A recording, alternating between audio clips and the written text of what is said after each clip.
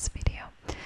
But starting next week, I'm just gonna sit down here and talk to you guys and tell you the stories as you guys requested.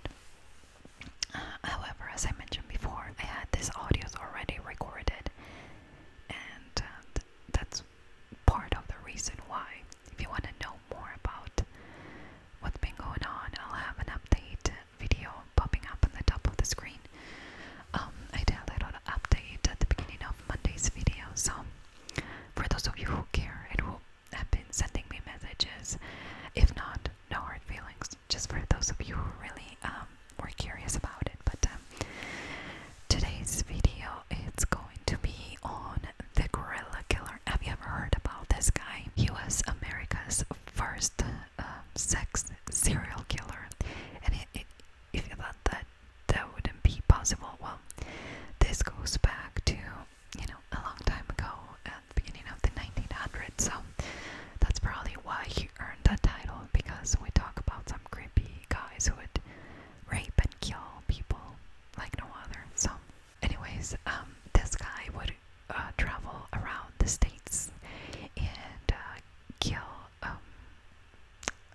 landladies that were boarding rooms. In that time, at that time it was very common, but I will tell you his whole story and how he got apprehended, and the nerve that this guy had to try to get away with it, even when he was apprehended by the police or caught by the police. So I'm gonna leave you with his story, and I'll see you back at the end. Most people know him as the gorilla killer, which, by the way, is America's first serial sex killer.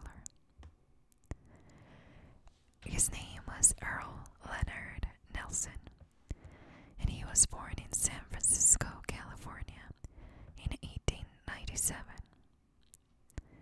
By the age of 2, his mom and dad died of syphilis, and he was sent to go live with his grandparents.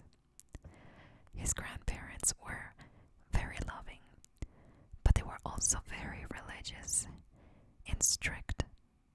They were Pentecostal, and they believed in doing things the right way, which, of course, Earle didn't quite like growing up. By the time he started school, he managed to get expelled pretty quickly. Apparently, he would pick up fights and would have no respect for his teachers or even classmates. Maybe almost like rebelling, after living with his grandparents, and maybe being a little bit obsessed over, what he did and what he didn't and do, and, that kind of thing. Maybe he was trying to rebel at school for that reason. Regardless of what the reason was, he got expelled from school. Now, the next thing that happened is something that I've read about a lot of different serial killers, which is kind of weird, but one day Earle was playing outside and riding his bike when he got into a little accident with a car. Well, let me just explain. According to what I read, he bumped into a car. It wasn't like, the car came full force and just ran him over. I can be wrong, maybe I misinterpreted that, but that's what I read, and it almost seemed like he was the one that bumped into the car. But it was very hard. It was a very hard hit. So he had some serious head injuries that had kept him in a coma for 6 days. The doctors told his grandparents that because of the extent of his injuries, he wasn't expected to make a full recovery. Once he came back home, his headaches were unbearable, and according to his grandparents, that was when his behavior took a turn for the worst. Some of the things that came with the headaches were memory loss and also erratic, violent behavior.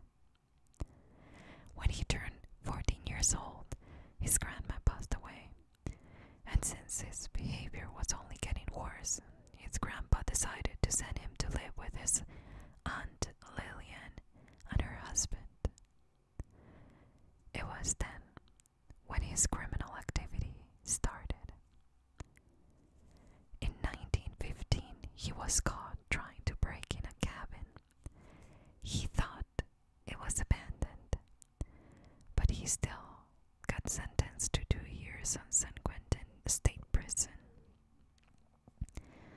At some point, I don't know if this was before or after getting arrested, I don't know what the protocol is or was in that time, at that time, but at some point he enrolled in the Navy, but he was quickly discharged and sent to the Napa State Mental Hospital, and the reason was for quote-unquote unusual behavior. Something that this guy for himself going was that he was very sneaky.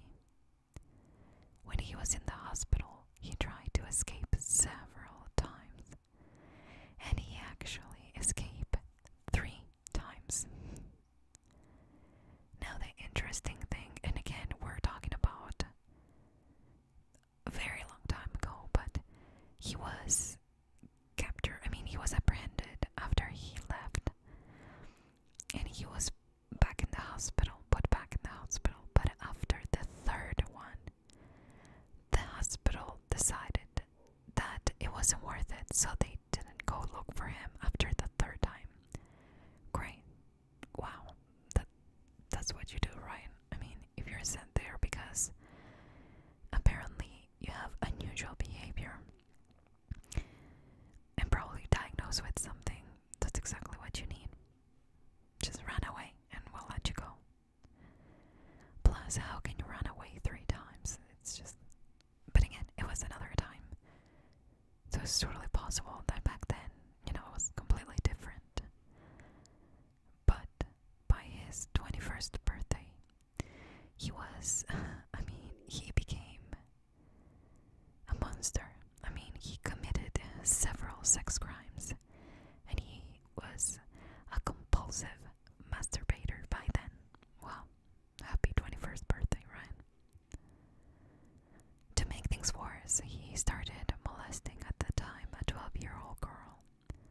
Her name, Mary Summers. Apparently, she was smart enough to scream, and he got scared and left.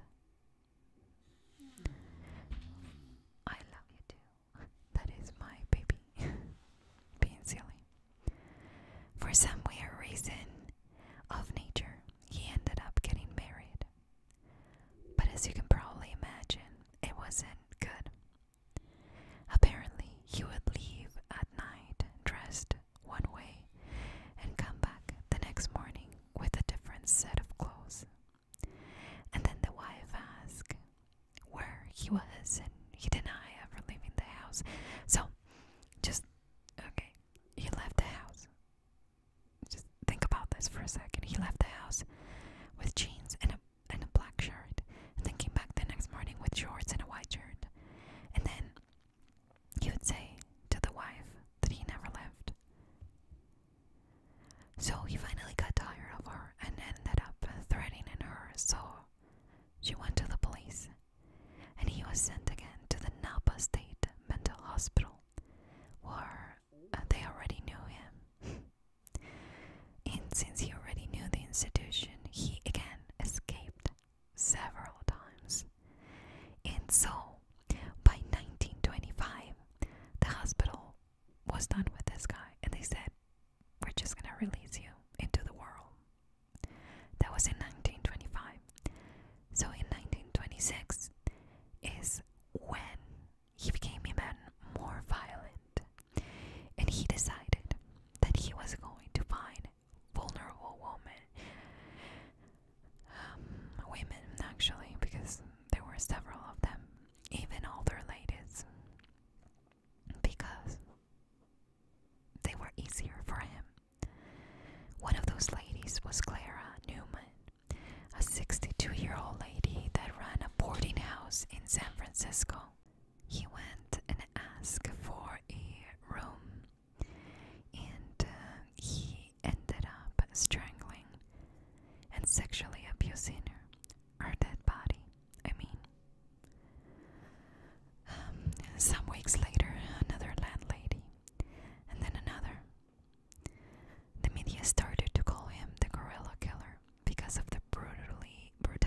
I should say, of his killings. Which, by the way, all this gave him some kind of a boost, so he decided to continue his killing spree, and he also decided that he wanted to keep it for, trying to find, I should say, older ladies that ran these boarding houses. So his tactic was always the same. Go and ask for a room that they have available, then strangle them and sexually abuse them. And if they had any kind of jewelry, which not everyone did, he would steal from them the jewelry. He was getting so comfortable that he then decided to move around the country and go to different states, cities, and continue this quote-unquote trend. He was looking for the same kind of lady doing the same kind of job, and he was pretty successful as to find his victims in Kansas, Philadelphia, Buffalo, Detroit, and Chicago. But then he decided to expand and move to Canada in 1927, where he found his first victim there, and this was in Winnipeg.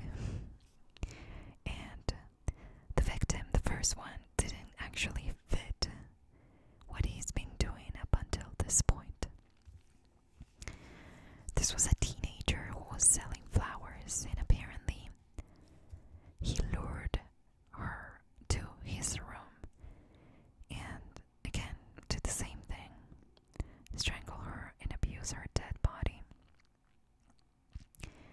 And then for her body, he hid her under his bed for a while, so who knows what this guy was doing to the body. I don't even want to think about it. The next victim was something, again, different from what he was doing before. This time she was a young lady, a young mother and wife, and her name was Emily Patterson. He strangled and raped her and then placed her under his son's bed, where later on her body was found. So how sick is that? By that time, the Canadians were done, and they came up with a $1,500 reward for information that would lead to the capture of this guy. And remember, this was a long time ago, so right now would be around $23,000, something like that. And people started to, keep an eye out, and they not only wanted to capture this guy, but they also wanted, of course, they had the reward there. And they did. They started to get different tips, and they would all lead to Earle, who was trying to leave the country. But he was arrested because of all the different witnesses and people that said that he was a weird guy, and apparently they gave them more than enough information to kind of suspect that he was the guy who happened to be at the time there. And when they arrested him, he said that his name was Virgil Wilson, and that he was a religious man, and that he would never do that. The police left him there for a few minutes, and while they were talking, and he decided to escape. And he managed to escape the police station. The next day he was caught, and he was again arrested. Of course, later on was confirmed by fingerprints and a lot more evidence that his name wasn't Virgil Wilson, that he was a guy from the US, and they could confirm his identity as Earle Nelson.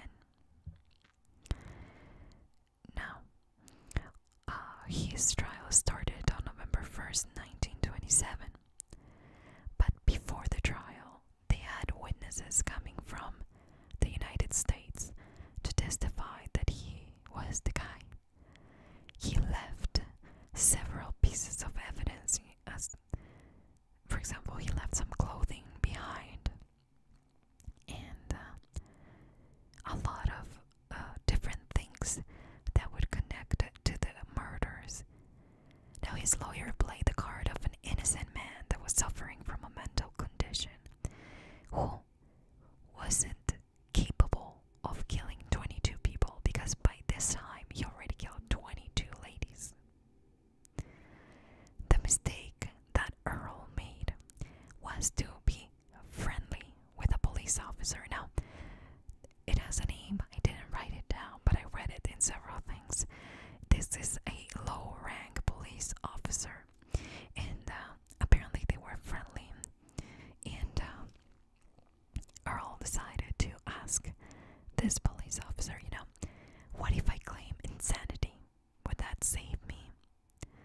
Now, the police officer, of course, that he did testify in court, and with all the other evidence piled up, he was found guilty for all 22 murders and sentenced to death on November 4th, 1927. And back then, it was by hanging.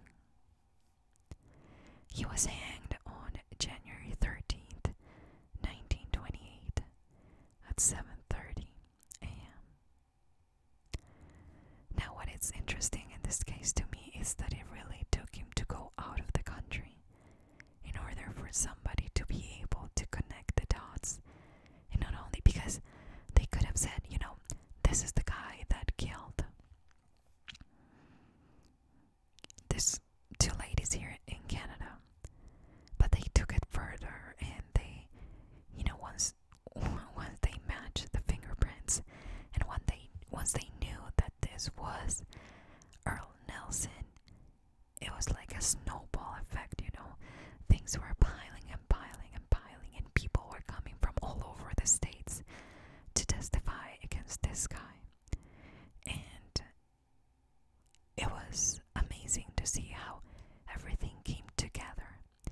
And not only he went, he was punished for what he did to those two last ladies, but for all those other ladies who were just peacefully working, trying to, maybe struggle with money. That's the kind of people that he would look for and take advantage of them. I understand that he had a hard childhood. I understand that, I have no idea what it is to grow up without a father and a mother. I can't understand that part. But I can tell you that there's a lot of people that have lost their parents, at the time that they were born, or, they were born to the dad being dead and then the mom dying. And even though they will be scarred for it, they don't have to become a monster like this guy was. I also find him a coward who is preying on the weak people, the people that really needed the money, and they were doing whatever they could to get it in an honorable way, in a legal way. And he took advantage of that people, so that's something that it really bothers me about this guy. But what do you think? Have you ever heard of him?